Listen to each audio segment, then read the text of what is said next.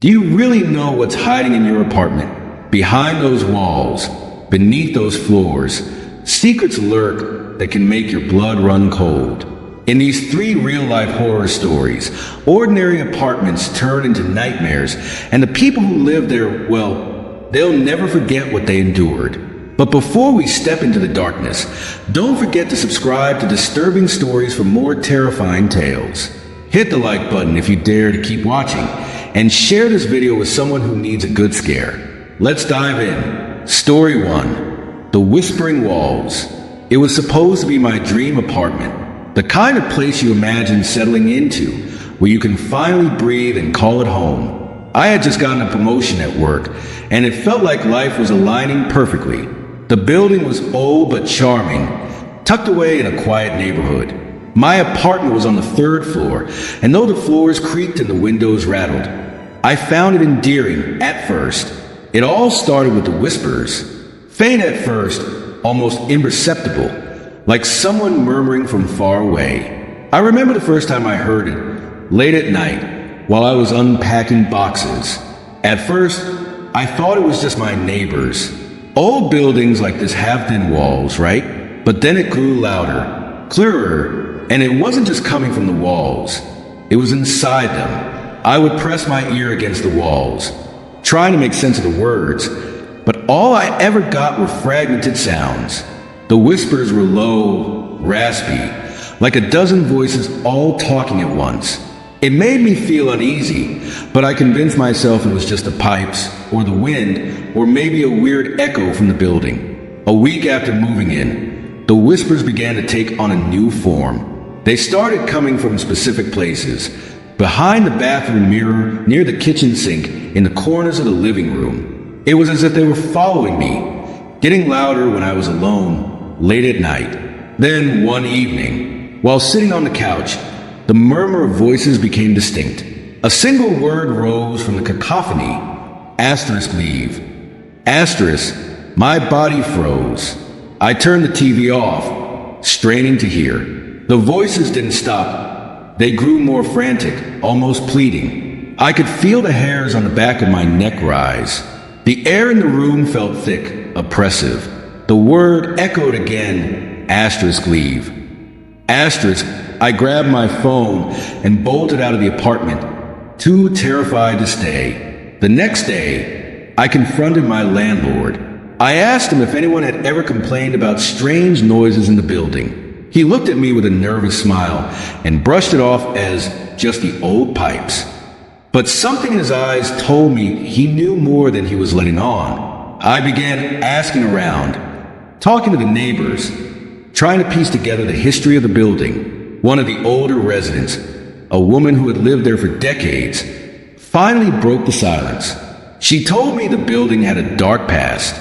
Years ago, before it had been converted into apartments, it was a sanatorium. People with mental illnesses had been treated, or rather, locked away here. Many of them had died within those very walls, forgotten, their cries for help silenced by neglect. The whispers I have been hearing were their voices, still trapped, still seeking release. If this story is making your skin crawl, don't forget to subscribe to Disturbing Stories. Share this video with someone who thinks they've heard strange things in their apartment, and hit the like button if you're as unnerved as I am. Story 2. The Watcher in the Window. It wasn't until after I moved into my apartment that I noticed a window. At first, it seemed like any ordinary window, overlooking the street, letting in natural light during the day. But as the nights passed, I started to feel something was off. No matter where I was in the apartment, I always had the nagging sensation that I was being watched. It didn't help that the building had a long, narrow corridor that stretched between the living room and bedroom. The window was at the far end of that corridor, and every time I walked past, I couldn't shake the feeling that someone was standing on the other side of the glass, staring in. I would check, of course.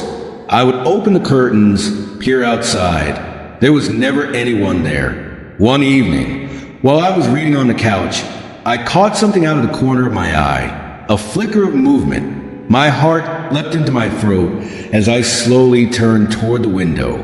For a split second, I swore I saw the outline of a person, a shadowy figure standing just outside, motionless.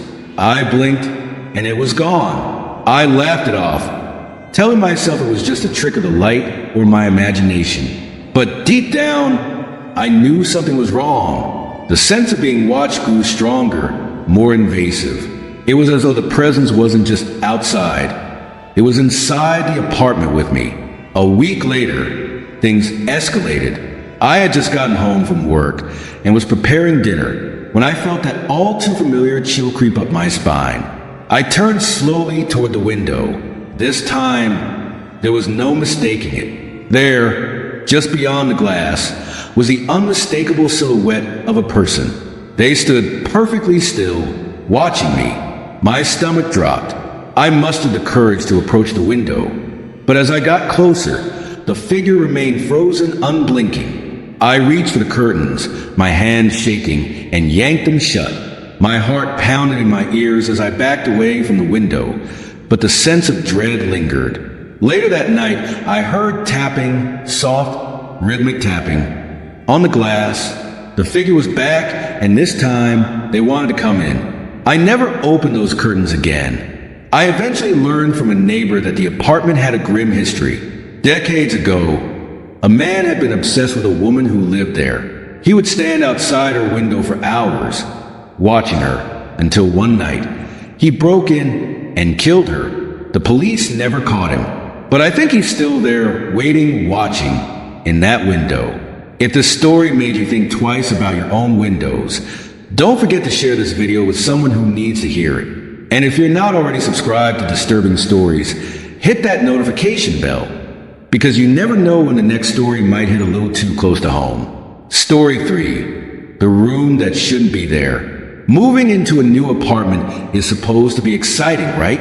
A fresh start, new beginnings. That's what I thought when I first stepped foot into my new place. It was a small but cozy one-bedroom unit in an older building downtown. The rent was cheap, almost too good to be true.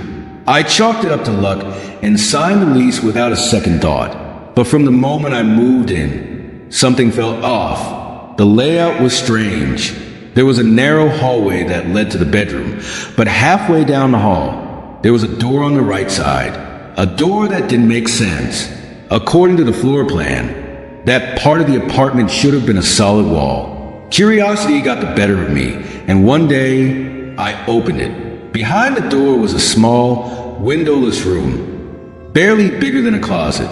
There was nothing inside except an old, dusty armchair and a single light bulb hanging from the ceiling. I had no idea what the room was for, and when I asked the landlord about it, he just shrugged and said it was probably storage.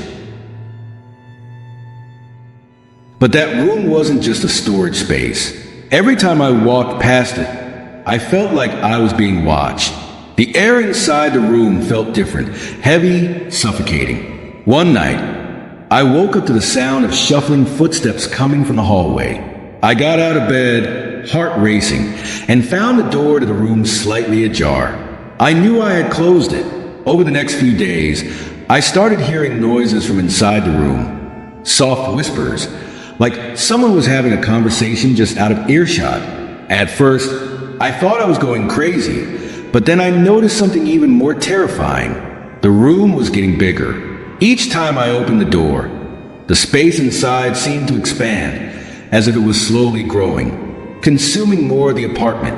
One night, I heard the door creak open on its own. I stood frozen in the hallway, staring into the darkness of the room. I could feel something watching me from inside, waiting for me to step in, but I didn't. I slammed the door shut and never opened it again. I moved out a month later. Whatever was in that room didn't want me there. And the worst part, when I left, I heard the whispers again, echoing through the apartment. They were laughing. If you've ever found a room in your home that shouldn't be there, hit the like button and let me know in the comments. And don't forget to subscribe to Disturbing Stories. You never know when the next horrifying tale might be about your apartment. There's something unsettling about apartments, isn't there? They may seem like safe havens, but behind closed doors, the walls have stories to tell. Stories of terror, of things that lurk.